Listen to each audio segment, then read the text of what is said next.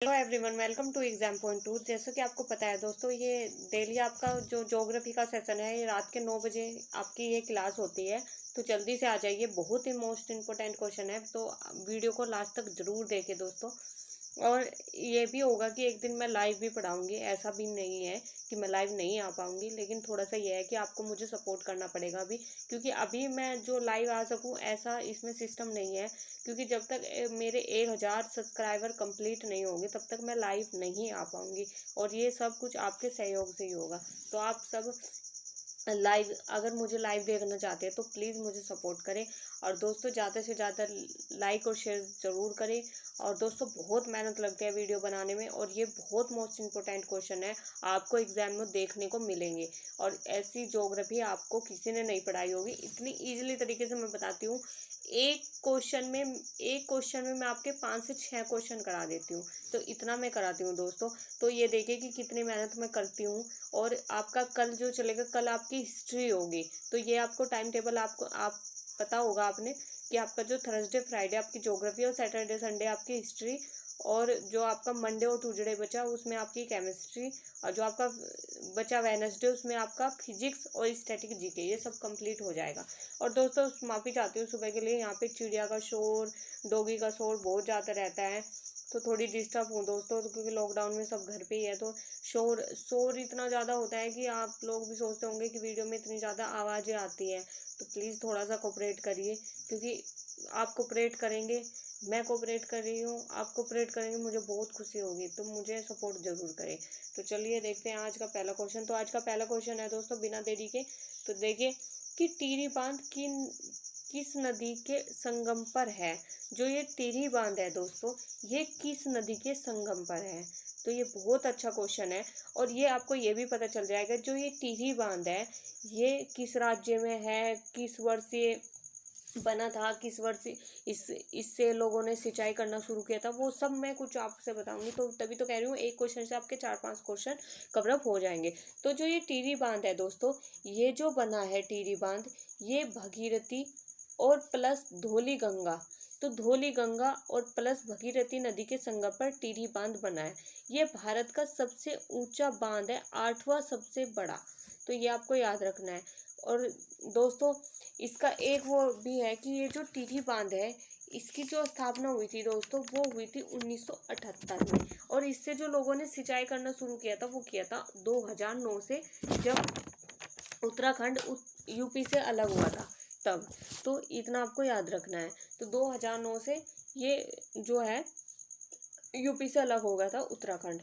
और ये जो धौली गंगा और भगीरथी नदी पर बना है टिहरी बांध, और ये उत्तराखंड में है। तो इतना आपको याद रखना है। और दोस्तों ये जो आगे देखते हैं नेक्स्ट क्वेश्चन, कि कौन सी नदी डेल्टा बनाती है। तो ये जो डेल्टा बनाती है दोस्तों, ये आपको पता ही होगा कि कौन सी नदी डेल्टा बनाती है। तो सबसे सबसे बड़ा जो डेल्टा बनाती है दोस्तों, वो बनाती है गंगा नदी। तो गंगा नदी सबसे बड़ा डेल्टा बनाती है बंगाल की खाड़ी में। आपको पता होगा कि जो ये बांग्लादेश में इसको भगीरथी कहते हैं गंगा नदी को, और इसमें बांग्लादेश में इसको पद्मा के नाम से जाना जाता है। तो दोस्तों बाद में इसको उसके बाद ये जमुना में मिल जाती है इस नदी को। फिर जब ये जमुना में मिल जाती है, उसके बाद ये मेघना कहलाती है। और बंगाल जाके फिर क्या क्या काम होता है इसका, फिर ये बंगाल की खाड़ी में गिर जाती है। तो गंगा नदी दुनिया का सबसे बड़ा डेल्टा बनाने वाली है, जो सुंदरवन डेल्टा बनाती है। अलग नाम से जाना जाता है, लेकिन है तो वो गंगा ही। तो गंगा सबसे बड़ा डेल्टा बनाती है, सुंदरवन डेल्टा, जिसमें सूसा, आंधी, डॉल्फिन पाई जाती है। इस सुंदरवन जो डेल्टा है, इसमें सूसा, आंधी, डॉल्फिन पाई जाती है। तो इतना आपको याद रखना है। और दोस्तों ये आपको पता है कि ये जो ये जो मिलती है जमुना में जाके, फिर ये मेघना बनती है। और ये जो हमारी कोसी नदी है, ये बार बार अपना रास्ता बदल लेती है, कभी एक रास्ते से नहीं बहती, यानी परिवर्तन करती रहती है। और इसको बिहार का शोक भी कहा जाता है। तो इतना आपको याद रखना है। तो ये जो सरयू नदी के किनारे कौन सा नगर बसा हुआ है। बहुत अच्छा क्वेश्चन है दोस्तों। तो ये जो आपको पता है कि सरयू नदी, ये तो आपको पता ही होगा, ऐसा तो है नहीं कि इसके बारे में नहीं पता। तो ये जो सरयू नदी के किनारे है, वो अयोध्या नगर बसा हुआ है। तो तो इतना आपको पता होगा कि अयोध्या नगर सरयू नदी के किनारे बसा हुआ है। और जो करे इलाहाबाद की बात, तो इलाहाबाद हमारा गंगा यमुना सरस्वती का संगम है वहाँ पे, तो इतना आपको पता होगा। और दिल्ली की बात करें तो दिल्ली यमुना नदी के किनारे बसा हुआ है। तो और ये जो प्रयागराज है, ये आपको पता है कि इलाहाबाद को ही प्रयागराज कहते हैं। नेक्स्ट क्वेश्चन देखिए कि यमुना की सहायक नदी कौन सी नदी है। तो ये यमुना की जो सहायक नदी है वो दोस्तों कौन सी नदी है, तो ये जो है चंबल यमुना की सहायक नदी है यमुना की। और सिंध बेतवा केन, और तो ये यानी तीनों की तीनों चंबल, सिंधु, बेतवा और केन, यानी ये चारों ऑप्शन सही है। और चारों ऑप्शन आपके चंबल भी और सिंधु भी और बेतवा भी और केन भी, चारों की चारों इसकी सहायक नदी है यमुना की। तो चंबल नदी पर कितने बांध है, तो ये भी बहुत अच्छा क्वेश्चन है कि चंबल नदी पर कितने बांध बनाए गए हैं। तो जो ये चंबल नदी है दोस्तों, इस पे जो बांध बनाए गए हैं ये चलिए चंबल नदी के बारे में जान लेते हैं पहले। तो ये जो चंबल नदी है दोस्तों, ये एमपी के मालवा पठार के मुख से निकट से निकलती है और राजस्थान के कोटा शहर से बहते हुए यमुना में मिल जाती है। और एमपी में चंबल नदी के आसपास का क्षेत्र को बीहड़ कहते हैं। तो जो चंबल नदी का जो आसपास का क्षेत्र होता है उसे बीहड़ कहते हैं। और ये जो नदी है ये यूपी, एमपी, राजस्थान राज्य में बहती है, तो इतना आपको याद रखना है। और चंबल नदी की जो सहायक नदी है वो है दोस्तों बनास, शिप्रा, काली, सिंध्या, पार्वती।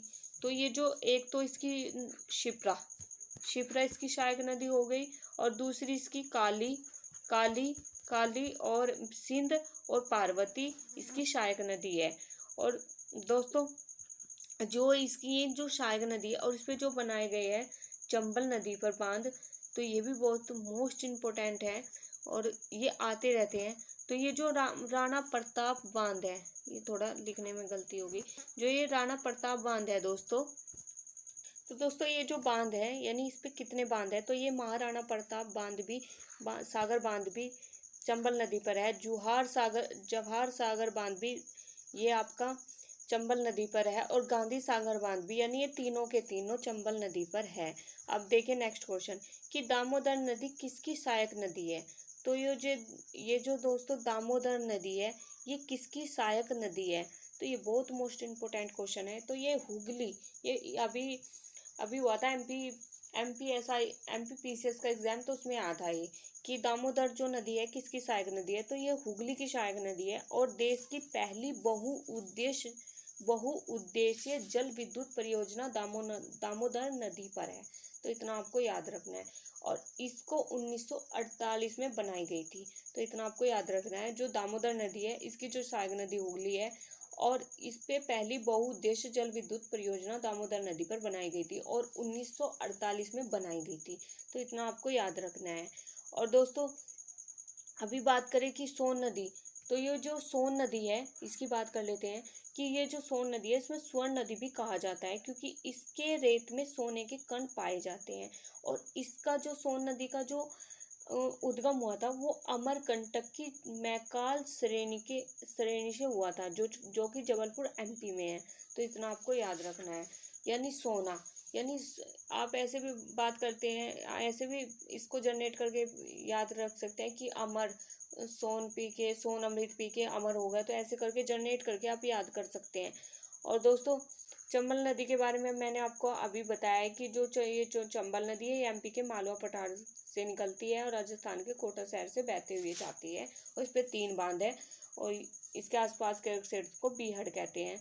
और इसकी जो सहायक नदी है वो शिप्रा, काली, सिंध, पार्वती इसकी सहायक नदी है। चंबल पर 3 बांध है, राणा प्रताप, जवाहर गांधी, ये सभी इस पर बांध है। तो अभी बात करें कि बेतवा, तो बेतवा की बात आ रही है कि बेतवा नदी की, तो बेतवा जो ये नदी है दोस्तों बहुत ये भी इम्पोर्टेंट क्वेश्चन है। तो ये उत्तराखंड और एमपी में सरकार द्वारा संयुक्त राजघर नदी घाटी परियोजना बनाई गई थी इस पर। तो ये जो बेतवा नदी है ये उत्तराखंड में और एमपी में है, तो इतना आपको याद रखना है। तो देखिए नेक्स्ट क्वेश्चन कि कोलकाता बंदरगाह है, तो जो ये कोलकाता बंदरगाह है ये दोस्तों कहाँ है? तो ये भी बहुत मोस्ट इम्पोर्टेंट क्वेश्चन है। तो ये जो कोलकाता बंदरगाह है ये हुगली नदी पर है, तो इतना आपको याद रखना है। तो इसमें एक और क्वेश्चन बन, तो इसको जो दोस्तों कहते हैं, इसको बंदरगाह को इसे पूर्व का लंदन भी कहा जाता है। इस बंदरगाह को जो पूर्व का लंदन भी कहते हैं, और इंदिरा गांधी नहर को राजस्थान की मरुगंगा कहते हैं। तो इतना आपको याद रखना है। चलिए देखते हैं नेक्स्ट क्वेश्चन। अलग ऑप्शन डिस्कस कर लेते हैं पहले, नेक्स्ट क्वेश्चन बाद में देखेंगे। तो ये जो गोदावरी नदी है ये गंगा के बाद दूसरी सबसे बड़ी नदी यही है, जो प्रायद्वीप की सबसे बड़ी नदी है, और दक्षिण की गंगा वृद्ध गंगा भी कहते हैं इसे। लंबाई 1465 मीटर लंबी है। तो इतना आपको याद रखना है, गंगा के बाद दूसरी प्रायद्वीपीय नदी यही है, और दक्षिण की गंगा भी इसको कहते हैं। तो इतना आपको याद रखना है, ये प्रायद्वीपीय नदी है। और आपको पता होगा जो जो प्रायद्वीपीय नदी होती है दोस्तों प्राचीन में, वो पश्चिमी घाट की नदियाँ डेल्टा का निर्माण नहीं करती, क्योंकि छोटे मार्ग से कठोर चट्टानों के ऊपर से प्रवाहित होती हैं, और सभी प्रमुख नदियाँ बंगाल की खाड़ी में जाकर गिरती हैं। परंतु नर्मदा, ताप्ती और माही ये भ्रंश घाटी से बहती हैं, इसलिए ये अरब सागर में गिरती हैं। तो आपको याद रखना है कि नर्मदा, ताप्ती और माही तीनों के तीनों अरब सागर में गिरती हैं। तो इतना आपको याद रखना है। अब जान लेते हैं कि आगे इसमें क्या है। और दोस्तों ये जो गोदावरी है तो इसके बारे में जान लेते हैं थोड़ा सा और, कि ये इसका जो उद्गम हुआ था वो महाराष्ट्र के त्रियंबक से निकलती है और आंध्र प्रदेश से बहते हुए बंगाल की खाड़ी में गिरती है।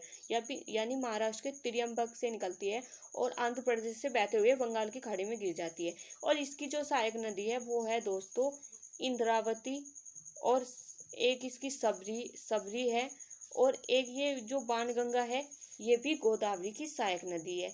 वानगंगा, पेनगंगा, वेनगंगा, तो इसकी सहायक नदी है। दूसरी सबसे बड़ी नदी, तो दूसरी जो सबसे बड़ी नदी है वो कौन सी है? तो दोस्तों ये जो दूसरी सबसे बड़ी नदी है, यानी प्रायद्वीपीय की बात हो रही है, ये अभी मैंने क्वेश्चन ऐसे लिख दिया, लेकिन जो प्रायद्वीपीय दूसरी सबसे बड़ी नदी है वो है कृष्णा नदी। तो कृष्णा नदी की जो लंबाई है वो 1400 किलोमीटर है, और इसका जो उद्गम हुआ था वो हुआ था महाबलेश्वर से। जो कृष्णा का जो उद्गम हुआ था वो हुआ था महाबलेश्वर से। आप ऐसे भी याद कर सकते हैं कि कृष्ण महाबलशाली थे, तो ये महाबलेश्वर से निकलती है। और इसके जो लेफ्ट में बहती है वो बहती है दोस्तों मैनुरु, मूसी और भीमा, कृष्णा के लेफ्ट साइड में बहती हैं। तो इतना आपको याद रखना है। नेक्स्ट देख लेते हैं हम कि महाबलेश्वर से कौन सी नदी निकलती है। तो महाबलेश्वर से जो नदी निकलती है दोस्तों, ये भी बहुत मोस्ट इम्पोर्टेंट क्वेश्चन है। तो वही क्वेश्चन आ गया कि महाबलेश्वर से कौन सी नदी निकलती है, तो कृष्णा। और कृष्णा के बारे में और कुछ जान लेते हैं थोड़ा सा। तो कृष्णा जो जल विवाद है वो महाराष्ट्र, केरल, आंध्र प्रदेश के बीच हमेशा रहता है। तो इनके बीच ये जो जल विवाद है ये हमेशा रहता है। तो इतना आपको याद रखना है। तो दोस्तों अभी बात करें कि इसकी, तो अभी बात करें हम कावेरी की बात कर लेते हैं पहले।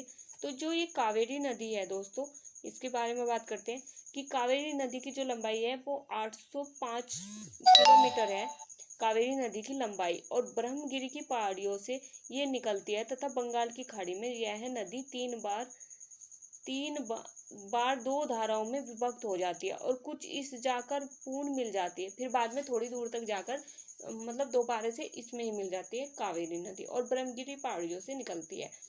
तो दोस्तों इतना आपको याद रखना है। तो अभी बात करें कि जो ये कावेरी नदी है ये कर्नाटक, तमिल, केरल से होकर बहती है, और कावेरी एक 12मासी नदी है। तो कावेरी जो है ये 12मासी नदी है, उसमें 12मासी जल रहता है, इतना आपको याद रखना है। तो नेक्स्ट क्वेश्चन देख लेते हैं हम। हमारा नेक्स्ट क्वेश्चन क्या है दोस्तों, ये जो मेट्टू बांध है, तो दोस्तों मेट्टू बांध कहाँ है? तो जो ये मेट्टू बांध है ये तमिलनाडु में है। तो तमिलनाडु में मेट्टू बांध है। और आगे देख लेते हैं, अलग ऑप्शन से देखते हैं, वो भी डिस्कस करेंगे। तो जो कर्नाटक है, ये कर्नाटक राज्य दिया है, इस पर आपका कृष्णा राजा सागर बांध बना है। कृष्णा राजा सागर बांध आपका इस पे बना है कर्नाटक में बना है कृष्णा नदी पर राज सागर बांध। तो इतना आपको याद रखना है। नेक्स्ट देख लेते हैं छत्तीसगढ़। तो छत्तीसगढ़ का देख लेते हैं। छत्तीसगढ़ में क्या है दोस्तों, तो छत्तीसगढ़ का भी बहुत जरूरी है। तो ये देख ले। तो छत्तीसगढ़ में हमारी ये जो महानदी है दोस्तों, छत्तीसगढ़ में जो ये हमारी महानदी है, अभी अब दिख रहा है सही से। तो ये जो छत्तीसगढ़ में जो हमारी महानदी है वो उसका उद्गम होता है धमंतरी से। धमंतरी छत्तीसगढ़ में स्थित है महानदी, तो इतना आपको याद रखना है। और दोस्तों आगे देख लेते हैं। नेक्स्ट क्वेश्चन हमारा क्या है कि कौन सी नदी विपरीत बहती है। तो कौन सी नदी विपरीत बहती है, ये भी मोस्ट इम्पोर्टेंट क्वेश्चन है। कोटक के बारे में जान लेते हैं, सॉरी।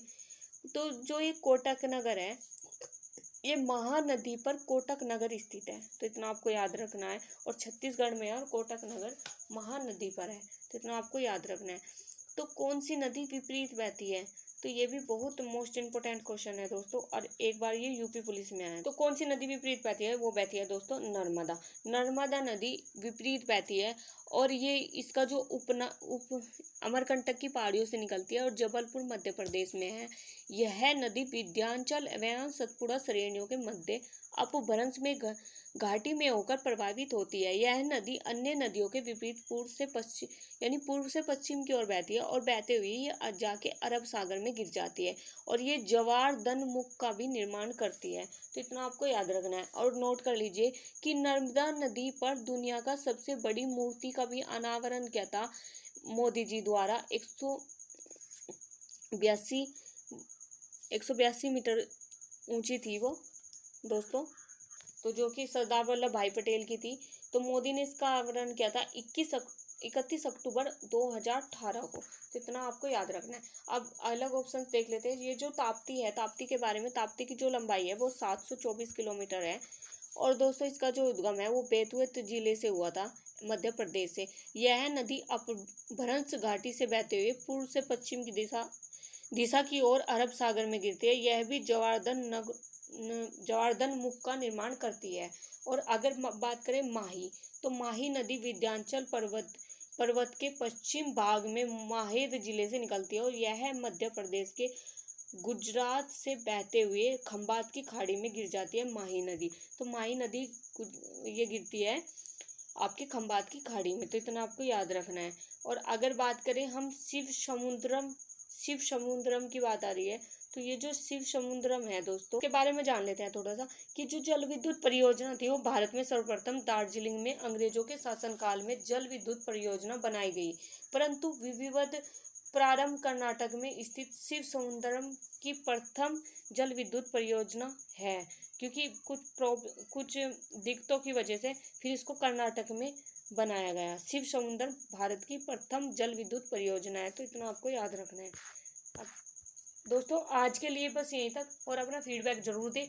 अगर आपको क्वेश्चन अच्छे लगते हैं और हमारी वीडियो पसंद आती है तो प्लीज़ एक लाइक तो जरूर करें, और दोस्तों अपना फीडबैक जरूर दें। अगर मेरी वीडियो में कुछ कमी रह जाती है तो मैं उसमें सुधार कर सकूँ, और तो अपना फीडबैक जरूर दें, और एक लाइक शेयर तो जरूर करें, और एक स्टडी रिलेटेड ग्रुप में तो जरूर डालें। तो आज तक के लिए यहीं तक, थैंक यू सो मच।